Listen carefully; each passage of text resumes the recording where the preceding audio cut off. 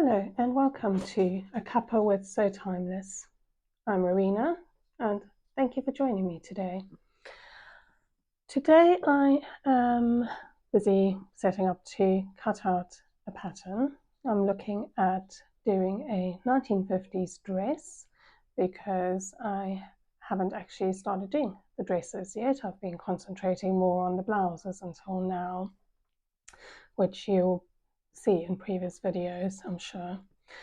But I'm going to just start off by showing you the fabric I got, what materials I need for the cutting out, and how I'm going to choose between the two patterns I have already chosen.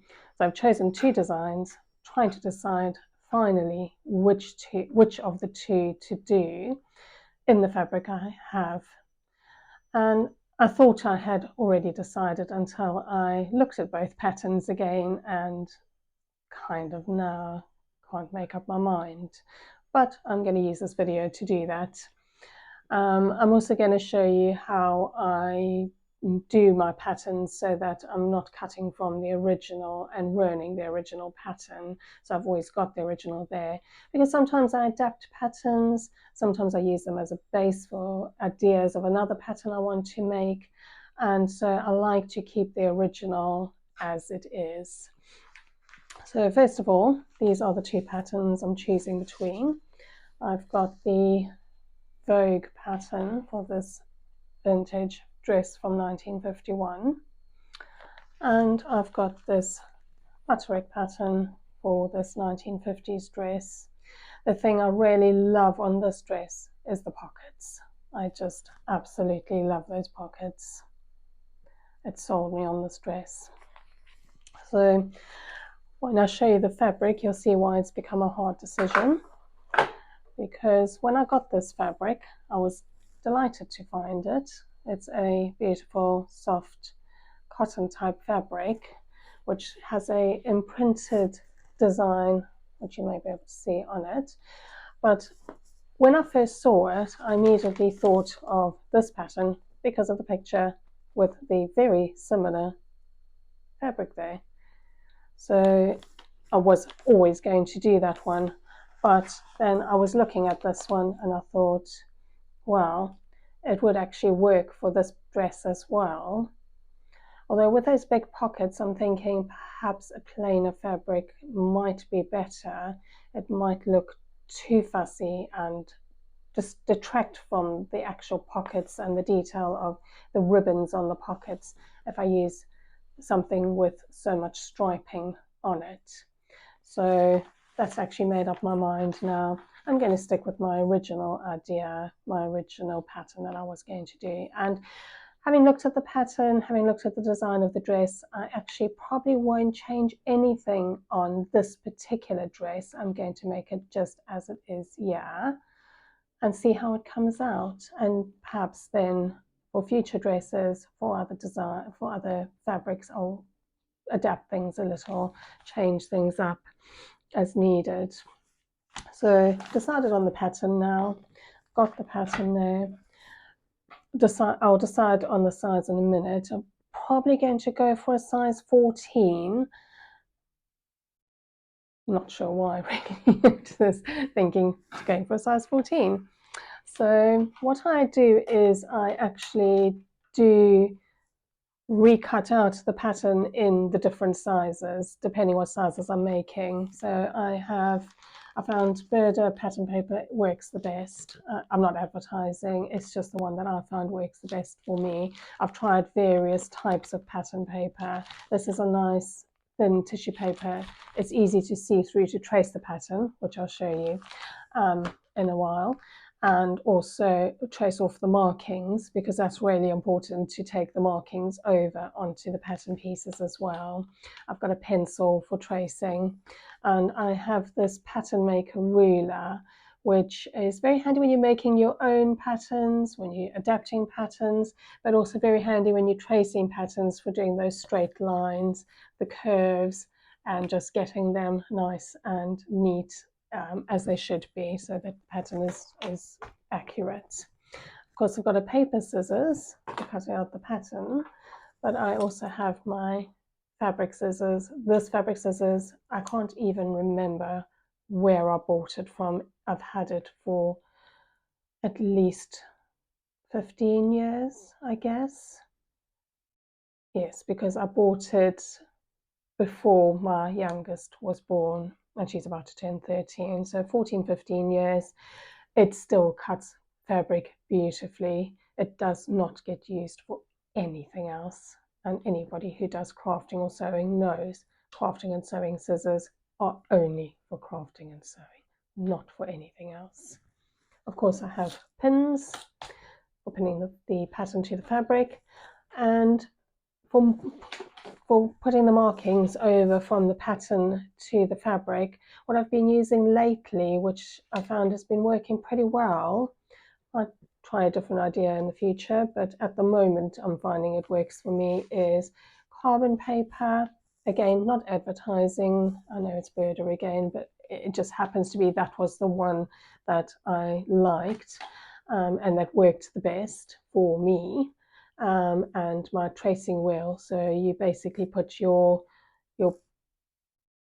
carbon paper between the pattern and the fabric, obviously with the carbon side down on the fabric, and then you trace over the marking that you're wanting to put onto the fabric over on the pattern. You've got to press down quite hard to make sure it goes through, and it'll draw the lines onto the fabric for you.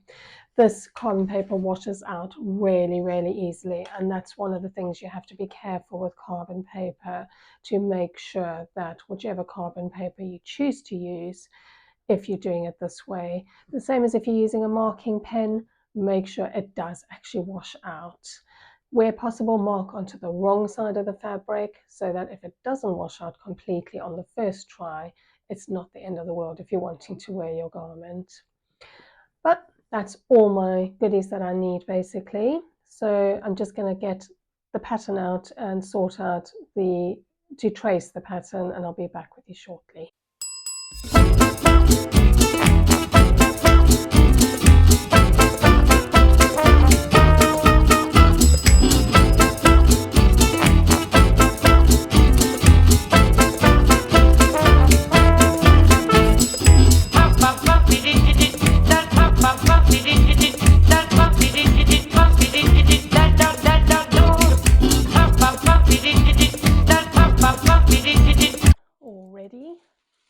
To trace off. It's pinned down in place on the corners so that the paper doesn't move around. Even if I bump it, everything will move together, and I can get started tracing the lines and the markings where needed. And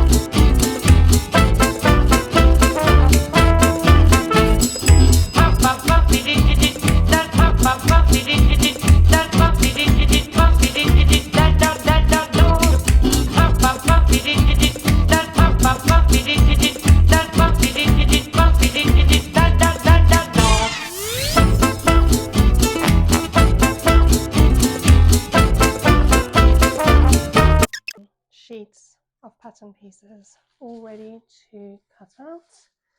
And we'll find my paper scissors next, cut out all the pieces, and we'll be ready to go pinning and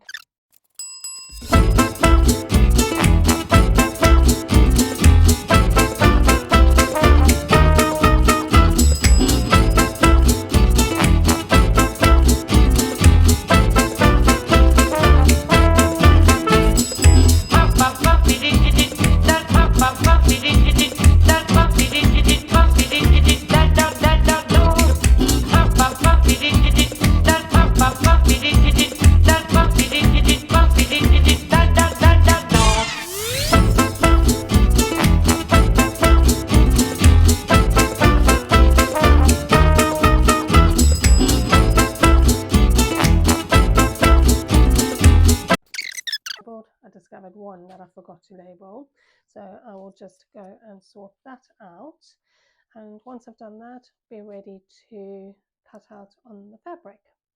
I must just mention, I thought of something while I was cutting these out. I mentioned at the beginning of the video that this was the first time I was doing a vintage dress, but that is not strictly true. It's the first time I'm doing a vintage dress for my business, I should have said. I have sewn vintage dresses for other reasons, including for myself last year.